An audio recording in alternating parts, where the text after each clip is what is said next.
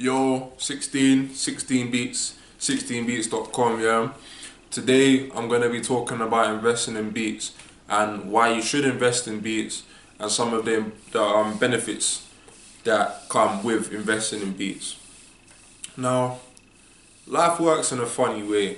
Everything we value, we work for, or everything we value, it required a bit of effort on our side in order for us to truly value it. Now you might be thinking, no, that's not true. I just went and bought something with money, but that money you got required some of your effort.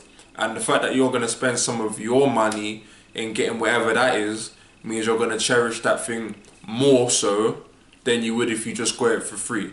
Like, just think about anything that you get for free in life. You don't really care. Like, if you're walking down the street, somebody hands you a free leaflet or a free sample of Chinese food or something more normal, but I can't think of anything else right now. And you take the free sample and you eat it and you're like, ah, yeah, that's nice. You're not gonna really truly appreciate that food that you got unless you're starving. But let's say now you've gone to a Chinese restaurant, you're a bit hungry, not necessarily starving, but they've brought you your food, you've paid for the food. Now you're taking your time with it, you're eating the food, you're making sure you enjoy it. If you don't like it, you're gonna make sure somebody knows about it. Do you know why? Because you paid for that. And you value that because your value was in the money that you gave for it. Now all of this sounds very fortune cookie and all of this nonsense. But the reason why I use these examples is because the exact same thing applies to beats. Now, the first reason why I say you shouldn't invest in beats is because you as an artist, yeah, it's so important for you to take your craft importantly and for you to take each element of your craft importantly. If you're putting together a project, or even if you're just putting together one song, if you're not fully invested in every seed of that song or every seed of that project, then the whole project is not going to bloom. Look at me coming with the poetry. Oh my goodness. Yeah, then the whole project isn't going to be as amazing as it could be. Let's say, yeah, you get a free beat now from someone on YouTube. You don't spend much time on it. You listen to it for like 2 seconds or so, or like a minute. You're like, okay, yeah, this is alright. This was alright. You download it now, cool. You start writing.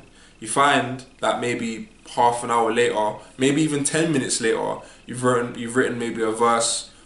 You've written maybe even 2 verses, or maybe you started the hook, and then you get stuck somewhere that you can't rhyme here, or the schemes aren't working, and you decide, I'll just come back to this. And you know what happens? You just leave it. It's in your notes. If you use notes or whatever, your notepad, whatever, it's just there in your notes. It's just become history now, because you know why? You don't have enough motivation to go back to that. Do you know why? Because you weren't drawn enough to that project or to that song. You haven't invested enough of yourself into that song. That's why they can just be, they just drip. They just drip to the side. And the same thing can be applied to a lot of artists today that they don't really take the time to build a fan base. Which obviously, if you've seen the previous video, how I go into real fans and whatnot, then a year later, 2 years later, nobody remembers them because they was just hot for a second. Nobody actually invested into them. Nobody valued them like that. They just enjoyed a free big hot song, and then the next big hot song came, and then they were forgotten about. So I say all this to say that investing in your beats are important, because if you've taken the time to pay for a beat or pay for a lease for a beat, that means you've taken the time to sit down, make sure this is the beat or beats, plural, that you want. So you know for a fact that, alright, cool, this. It wasn't just a free thing that you listened to for a second and liked the melody quickly and thought, okay, yeah, I can quickly write a 16 to that. You actually sat down and you thought, okay, can I make a song out of this? Is this something I'd want to make a song out of? Can I see myself completing this? All of these things you said yes to in your mind, because you've actually gone and invested some of you into that beat. Now you've bought the beat is sent to you instantly, and you have the beat. Guess what happens? You end up making a whole song on that beat. You don't let the beat go to waste. You don't let it, because you value the beat. You value that beat now. You're going to make sure, and 9 times out of 10, the song produced on a beat that you paid for, that you took the time to really make sure was for you, 9 times out of 10, that song is gonna be a trillion times better than the quick little porridge song, the quick little instant oatmeal song that you made on a beat that you just got for free. It's gonna be 10 times better. And do you know what else is gonna happen? It's not just gonna end with the quality of the song. Let's say you just made a quick free beat song, yeah? Alright, guess what you might do? You might just throw that on a mixtape. You might just throw that in a package of 6 songs. You might just throw it in just because you got it. You know, you might not really promote it like that. You might send it to a friend, or depending on the level that you like, you might send it to an A&R or something like that. But you're not gonna put in as much effort promoting the track as the one that you paid for. Because guess what? Again, you put more work and more of your enthusiasm, more of your value, more investment into the beat that you bought. Yeah, and then that creates a multiplier effect. Now you finish that. Now you really want to get this out there because you in your heart know, yeah, I picked this from scratch. I made all of this. I got it mixed and mastered. If you're an advanced artist, it's important. And you don't even necessarily need to send it to engineers anymore. There's courses out there where you can mix and master yourself. But I'll get into that later videos. But yeah, so now you know you've got the song that you like, and you're pushing it more. You're gonna push it more. You're gonna make sure more people hear it. More of your energy is gonna go into making the song a hit, because that's what you feel it. You feel that song is like you spent time on that song, right? So that's the most major benefit of investing in beats. Another problem with free beats is that more people are gonna have it. Like more people are making the same, not necessarily the same song as you, but a beat is a big proportion of a song most of the time. So if there's a million other people using the same free beat, it's like, all right, well, people have heard this before. People have heard these chords. People have heard this kick drum, like, and you might be so dope at it. You might be so dope on top, but everybody just instantly the value of your song goes down because it's a beat that's been given for free to so many people. So it's like, oh, I've heard, okay, well, he just got it for free as well, I presume. Do you know what I mean? There's a reason why people like Metro and all of these people, they charge like 30,000 per beat. That's crazy money.